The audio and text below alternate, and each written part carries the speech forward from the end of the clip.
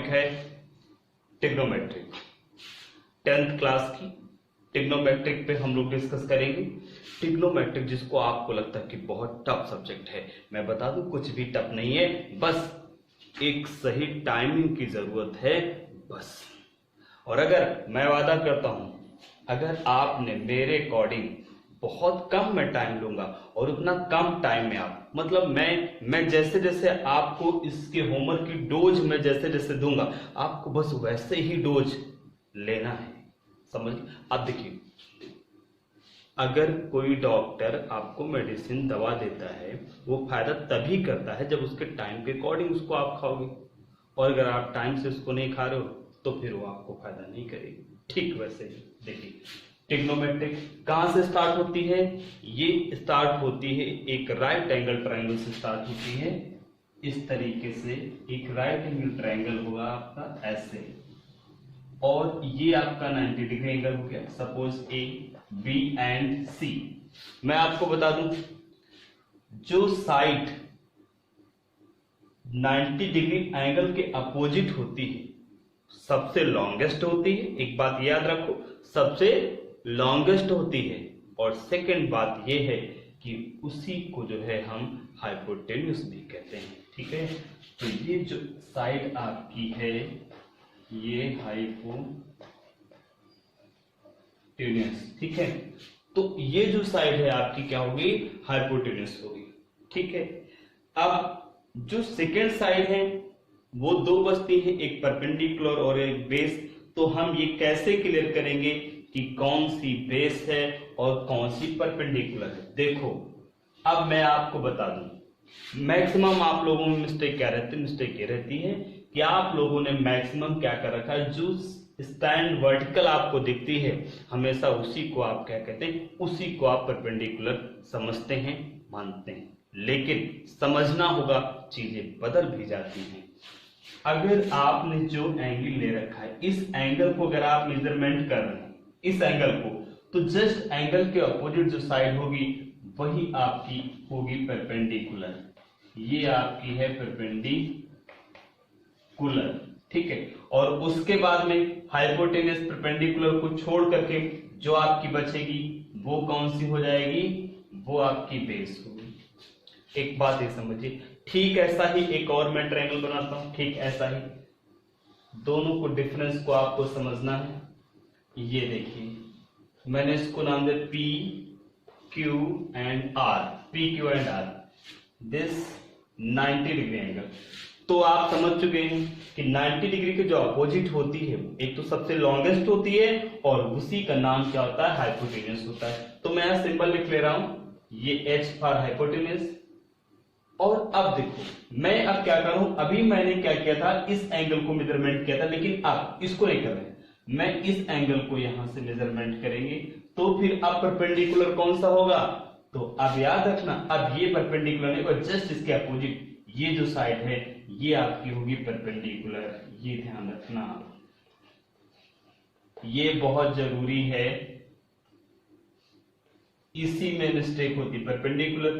तो फिर रही बात बेस की, ये आपका बेस हो गया, ये जो है बेस हो गया।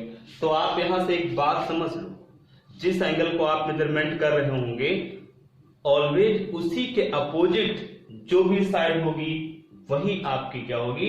परपेंडिकुलर होगी। आप यहां पे देखो, मैंने इस एंगल को मेजरमेंट किया, परपेंडिकुलर ये है।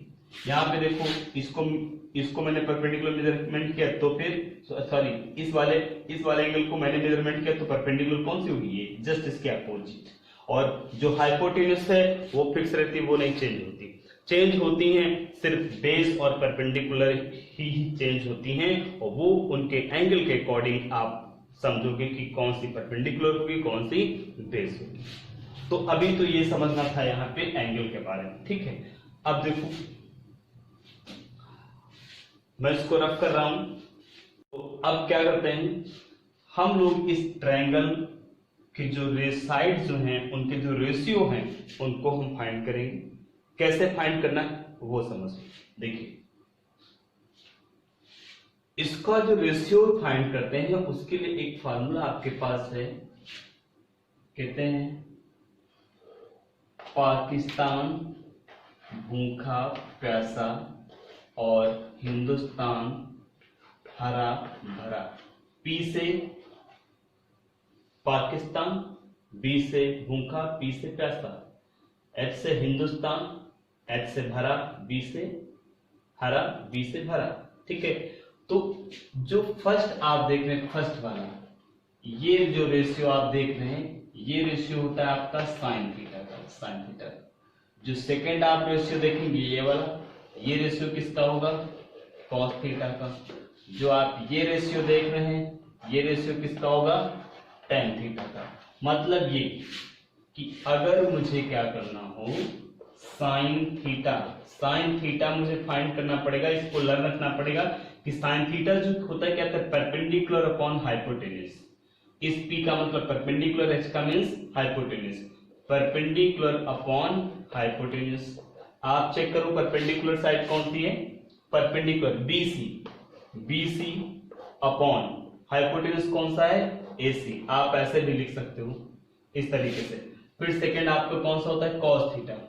फिर आप देखिए कॉस थीटा क्या, base upon hypotenuse, base upon hypotenuse. Check करो जरा, यहां बेस कौन सा है, AB, हाइपोटेन्यूज कितना है, AC हो गया। थर्ड मेरा कौन सा है, टेन थीटा। ठीक है, तो टेन थीटा के लिए देखो यहाँ पे टेन थीटा क्या होगा, perpendicular upon base, perpendicular upon base. Perpendicular check करो कितना है, BC हो गया, और बेस चेक करो कितना है, AB। तो ये थ्री रेशियो आपके जो यहां से हैं, और ये सबसे पहले तो आपको ये तीन जो है वो रेशियो क्लियर होने चाहिए। ठीक, 1, 2 एंड 3 ये फार्मूले आपको लर्न होने चाहिए हर हाल में, बिल्कुल हर हाल में लर्न होने चाहिए। अगर ये आपको नहीं लर्न होंगे तो फिर आगे प्रॉब्लम होनी ही है। और वही मैंने कहा है कि स्टार्टिंग से इसको आप देखते चलो और थोड़ा थोड़ा इसी को करते चलो। और अगर आपने इसको छोड़ा, आज छोड़ा, कल और होगा, परसों और होगा, ढेर सारा मटेरियल हो जाएगा, आप लर्न नहीं कर पाओगे और फिर कहोगे कि मुझे मैथ आ नहीं रही है। मैं आपको बता दूं, मेरी बात को अच्छे से ध्यान से समझिएगा, मेरी बात ध्यान से समझिएगा और उस पर सोचिएगा। देखो, अगर आज मम्मा ने आपकी खाना बनाया है, अभी खाना बनाया है, ताजा खाना बना हुआ है, अच्छे समझिएगा, ताजा खाना बना हुआ है, और फिर मम्मा ने आपसे कहा कि बेटा खाना खा लो, आपने कहा नहीं अभी खा लेंगे, फिर कहा खा लो, फिर आपने कहा अभी खा लेंगे, फिर आपने उसको नहीं खाया, खाना ठंडा हो गया। जब खाना ठंडा होगा तब जब आप खाने बैठोगे तो खाने में वो स्वाद, वो टेस्ट नहीं होगा, और फिर मम्मा से कहोगे मम्मा क्या बना के रखा है, खाना अच्छा नहीं लग रहा है, ये बात बोलोगे आप। तो एक बात समझ लो मेरी अच्छे से, इसका मतलब ये है कि जिस तरीके से आपको वो खाना अच्छा नहीं लग रहा है, ठीक वैसे ही ये ताजा मैंने बनाया हुआ है, मतलब ताजा पढ़ाया है, अगर इसको आज ही लर्न कर लोगे तो फिर काम हो जाएगा। और अगर आपने इसको छोड़ा, अगर ये ठंडा हो गया तो फिर आपको अच्छा नहीं लगेगा। जब खाना ठंडा हो जाता है तो क्या होता है, खाना ठंडा हो जाता है तब क्या होता है, आप नहीं खाते हो, खाना रखा रहता है, फिर नेक्स्ट टाइम आ जाता है, फिर ताजा नया खाना बन जाता है। अब नया जब बन जाएगा तो क्या होगा, ये जो पहले का रखा होता है, ये पहले का, तो आप क्या करोगे, सोचोगे अच्छा ये वाला पहले खा लें, ठीक, वरना फेंकना पड़ेगा, वो वाला भी ताजा बना है, बाद में खा लेंगे। मैं आपको बता दूं, ये मतलब फिर उसके बाद में वो वाला आप जब खाओगे तो अगला बन जाएगा, तो हमेशा ठंडा मिलेगा, जी ऊब जाएगा। मतलब ऐसे ही अगर आप होमवर्क कंप्लीट नहीं करोगे तो फिर क्या होगा, तो वही होगा कि आप के पास हमेशा होमवर्क पीछे का पेंडिंग रहेगा, बासी खाने की तरह होगा, और जिसको खाने का मन नहीं करेगा ठीक वैसे ही ये भी आपका होमवर्क रहेगा। तो इसलिए जरूरी है होमवर्क टाइम पे करना, बहुत जरूरी है और यही सबसे बेस्ट फार्मूला है मैथमेटिक्स आने का। चलो इसके बाद में तो मैंने भी साइन कॉस टेन आपको बताया, साइन कॉस टेन, ठीक है।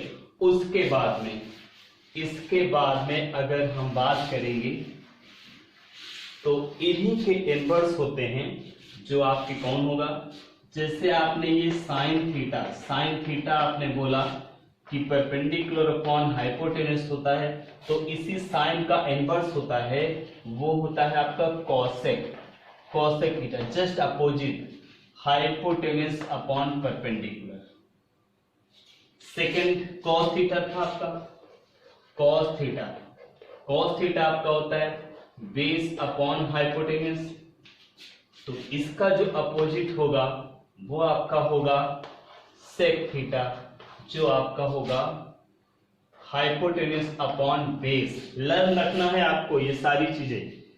और थर्ड आपका जो होता है वो है tan थीटा का जो होता है परपेंडिकुलर अपॉन बेस होता है, जस्ट इसका इनवर्स जो होगा आपका वो कॉट थीटा होता है, जो बेस अपॉन परपेंडिकुलर होता है। बस ये जो 6 रेशियो आप देख रहे हैं, 6 रेशियो आपको लर्न हो जाने चाहिए। अगर 6 रेशियो आपको लर्न हो जाते हैं, मैं आपको बता दूं, आप अपने दिमाग में बैठा दो, और मैं विश्वास के साथ में कहता हूं कि मैथमेटिक्स ना आए ऐसा हो ही नहीं सकता है। मैं आपको बता दूं, अगर आपको सिर्फ नंबर आते हैं, नंबर 1 2 3 4 5 6 7, अगर आपको नंबर आते हैं तो मैं आपसे वादा करता हूं, मैं 100% गारंटी लेता हूं आपको मैथमेटिक्स आएगी। लेकिन उसके साथ रीजन जो है ना आने का वो यही है, बासी खाने की आदत अपनी बदल डालो, बासी खाने की आदत अपनी बदल डालो, मैथ ना आए ऐसा हो नहीं सकता है। तो 6 रेशियो जो ये पहला काम आपको 6 रेशियो जो है आपको लर्न होने चाहिए। अच्छा चलो उसके बाद में मैं बात करता हूं। फिर इसके बाद भाई इनका यूज कहां है, भाई क्या करेंगे, अरे सर आपने ये बता दिया इनको क्या काम है, तो इनका वर्क देखो, इनका काम क्या है। इनके साथ में एक चीज और आपको पता होनी बहुत जरूरी है, और जिसका नाम है पाइथागोरस थ्योरम, ठीक है। जो आपकी है पाइथागोरस थ्योरम जो होती है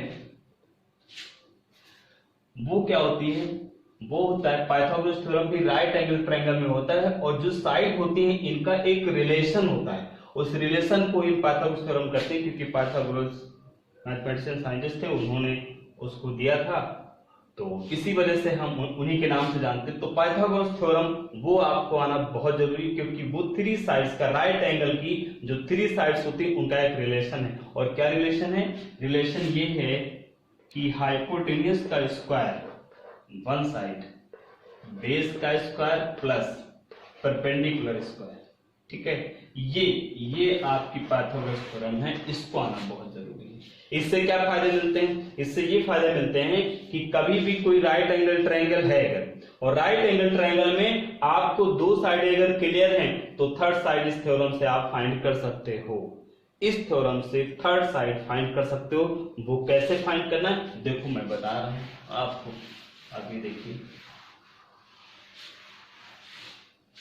देखो सपोज कर लिया ये एक राइट एंगल ट्रायंगल है, ये 90 डिग्री, ठीक है, और ये जो वैल्यू है आपकी 4 है,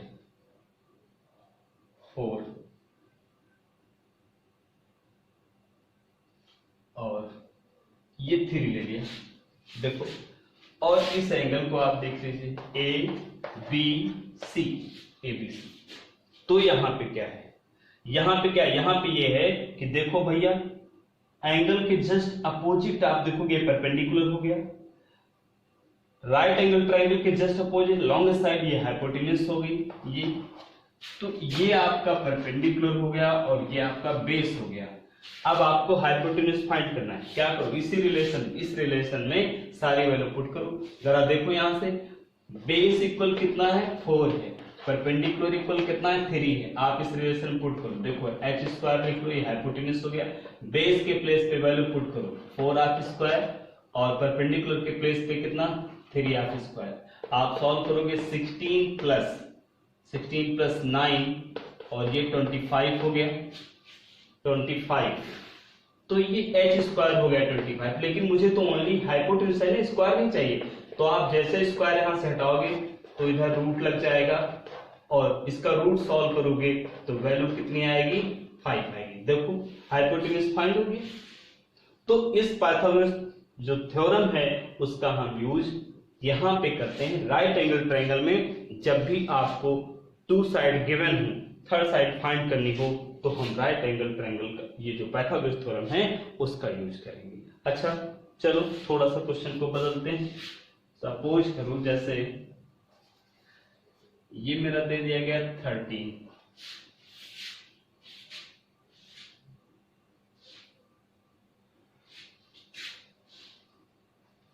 ये 13 दे दिया गया और ये दे दिया गया 12, ठीक है।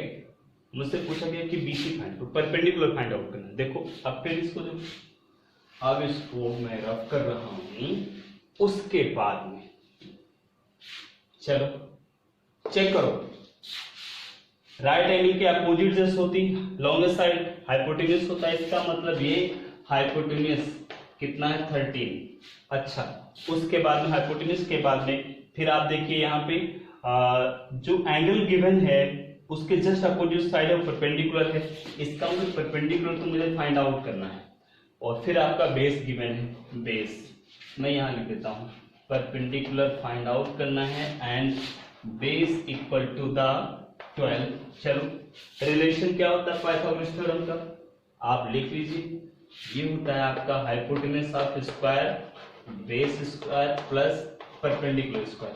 आप हाइपोटेन्यूज की वैल्यू 13 है, आप पुट करो यहाँ पे 13 ऑफ स्क्वायर, बेस कितना है 12 के स्क्वायर कीजिए, और परपेंडिकुलर तो मुझे फाइंड आउट करना है। अब देखो 13 का स्क्वायर होता है 169, 12 का 144 प्लस पी स्क्वायर। आपको पता होना चाहिए जिस वेरिएबल की वैल्यू फाइंड करना होता है उसको इक्वल के साइड के वन साइड अकेला रखते हैं, मुझे पी फाइंड करना है, पी को अकेला रखो, इसको इधर लाओ, ये प्लस का इधर आएगा तो माइनस हो जाएगा 169 माइनस 144 इक्वल पी स्क्वायर। आप जरा चेक करो, माइनस करो कितना बचेगा 25 बचेगा, 25 9 में से 4 गया माइनस, 6 में से 4 गया 2, 1 से 1 0, तो पी स्क्वायर इक्वल इतना हो गया। आपको तो पी फाइंड करना है ना, तो जैसे ही स्क्वायर पाओगे इस पे रूट लग जाएगा, रूट लग गया, रूट सॉल्व करो कितना आएगा 5, देखा परपेंडिकुलर आपका फाइंड हो गया, कितना हो गया 5 हो गया। तो पाइथागोरस थ्योरम का यूज कैसे करना है वो समझ लो यहां पे। तो बस आज के लिए सिर्फ इतना, देखो इसी तो मैं कहता हूं मैथ आपको आएगी, क्यों? क्योंकि भैया आपको मैंने कोई कुछ नहीं पढ़ाया, बिल्कुल थोड़ा सा बताया, थोड़ा सा एकदम। और आप जानते हो ना, खाना अगर आप कम खाओगे तो अच्छा भी लगेगा, डाइजेस्ट भी हो जाएगा, और बहुत ज्यादा खा लोगे तो मन भी भर जाएगा और डाइजेस्ट भी नहीं होगा, और जब तक डाइजेस्ट होगा नहीं तब तक अगला खा नहीं सकते, है ना। इसका मतलब ये हुआ कि ये मैंने कम क्यों पढ़ाया है, इसलिए ताकि आपके पास टाइम है, खूब खेलो टहलो घूमो, उसके बाद थोड़ा सा टाइम, इतना सा टाइम, छोटा सा थोड़ा सा टाइम निकाल करके और आप इतना ही सिर्फ करो जितना मैंने कराया है, बाकी कुछ मत करो, कुछ नहीं कहते, लेकिन इतनी चीज आपको लर्न हो जानी चाहिए, रट जानी चाहिए एकदम, बस समझ गए ना। अब इतना कम है तो डाइजेस्ट हो जाने चाहिए ना, बस। तो परेशान होने की जरूरत नहीं है, कदम से कदम मिला के चलने की जरूरत है, और मंजिल एक दिन आपके कदमों के नीचे होगी। चलिए आज के लिए बस इतना ही, फिर मिलते हैं अगली वीडियो में। हम लोग यहीं से स्टार्ट करेंगे, लेकिन ये आपको क्लियर होना चाहिए, क्योंकि अगले जो भी क्वेश्चन हम उठाएंगे इन्हीं चीजों से उठाएंगे, और अगर ये नहीं क्लियर होगा तो वहां पे आपको प्रॉब्लम होना तो जरूरी ही है। मतलब ये खा के अगर डाइजेस्ट नहीं कर पाओगे, अगली डाइट जब हम देंगे तो आप नहीं खा पाओगे, उल्टी होगी, समझ गए ना। तो इसलिए जरूरी है डाइजेस्ट करना। ठीक है, चलो। अगर आपको मेरा वीडियो अच्छा लग रहा हो तो आप लाइक कर दीजिएगा, अगर अच्छा लग रहा हो तो। और अगर आप आने वाले टाइम में अगली नई नई चीज़ों के लिए वीडियो अगर आप चाहते हैं आपको मिले तो आप सब्सक्राइब कर लीजिएगा। और अगर आप चाहते हैं किसी का भला कर दें तो अपने दोस्तों में शेयर कर सकते हैं।